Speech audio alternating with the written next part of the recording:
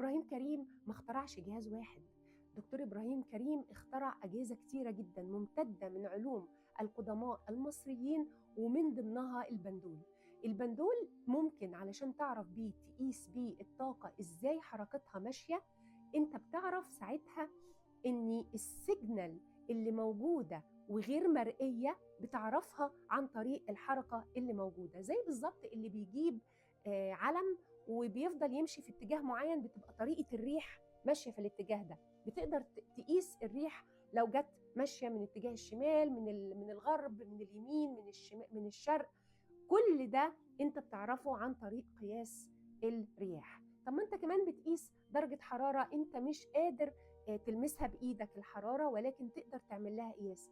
ان زي ما في سيجنال بتخليك انت بتتكلم معايا دلوقتي، وانا كمان بتكلم معاك، وانت شايفني، وانا ممكن اقرا المسجات